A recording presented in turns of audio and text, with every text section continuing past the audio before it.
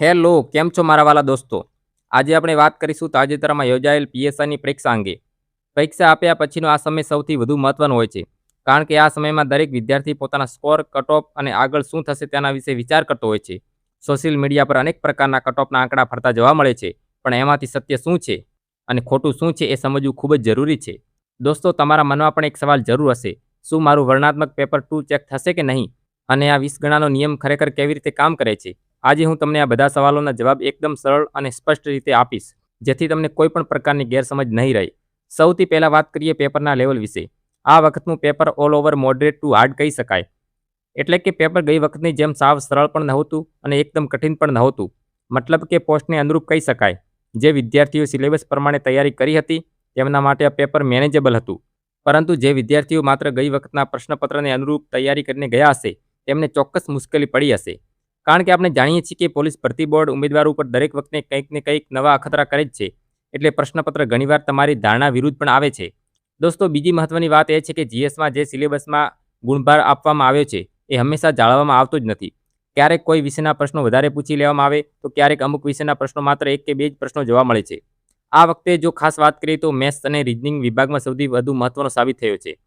ઘણા વિદ્યાર્થીઓને સમય ખૂટી ગયો. અમુક પ્રશ્નો સહેલા હતા, પરંતુ કેટલાક પ્રશ્નો લાંબા અને ટ્રિકી પણ હતા, જેમાં સમય વધુ લાગ્યો. પરંતુ જે ઉમેદવારો નિયમિત પ્રેક્ટિસ કરતા હતા અને જેમની સ્પીડ અને એક્યુરેસી સારી હતી તેઓને ચોક્કસ ફાયદો થયો હશે.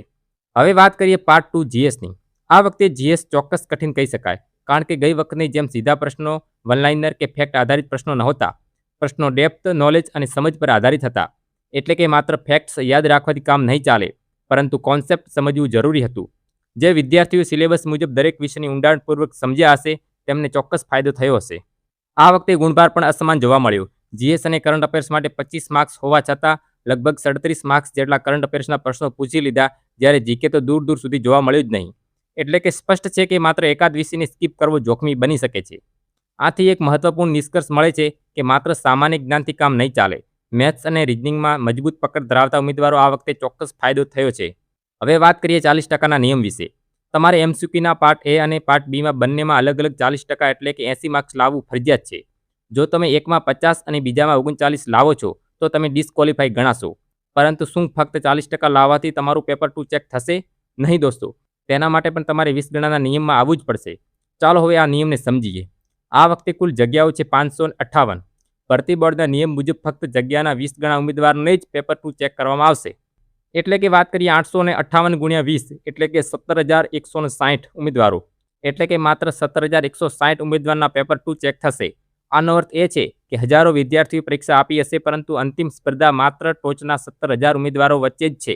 જો તમે આ યાદીમાં નથી તો તમારું પેપર 2 ચેક નહીં થાય, ભલે તમે કેટલું સારું પ્રદર્શન કર્યું હશે તો પણ. આથી એક વાત સ્પષ્ટ છે: લક્ષ્ય ફક્ત પાસ થવાનું નથી, પરંતુ ટોચના ઉમેદવારમાં સ્થાન મેળવવાનું છે. હવે સૌથી મહત્વનો સવાલ છે કે કેટલા માર્ક્સવાળા લોકોનું પેપર 2 ચેક થશે?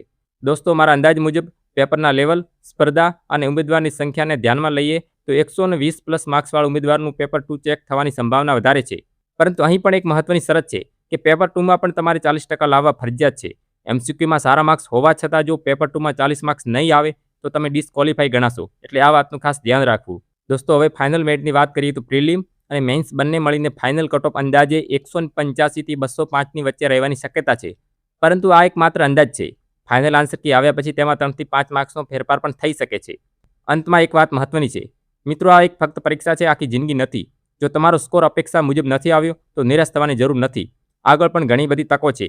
સીસી અને લોકરક્ષક જેવી ભરતી આવી રહી છે, એટલે હવે તેના પર ફોકસ કરો. સફળતા એક દિવસમાં નથી મળતી, તે સતત મહેનત, ધીરજ અને વિશ્વાસનું પરિણામ છે. તેથી હિંમત ન હારતા તૈયારી ચાલુ રાખો અને તમારા લક્ષ્ય તરફ આગળ વધતા રહો. દોસ્તો, તમારો અંદાજિત સ્કોર પણ કોમેન્ટ બોક્સમાં અવશ્ય જણાવજો, જેથી આપણને એક સચોટ મેરિટનો અંદાજ મેળવી શકીએ. દોસ્તો, આ માહિતી તમને ઉપયોગી લાગી હોય તો વિડીયોને લાઇક કરો, તમારા મિત્રો સાથે શેર કરો અને ચેનલ પર નવા હો તો ચેનલને સબસ્ક્રાઇબ કરવાનું ભૂલતા નહીં. તો દોસ્તો, મળીએ નવા વિડીયો સાથે. ધન્યવાદ. જય હિન્દ.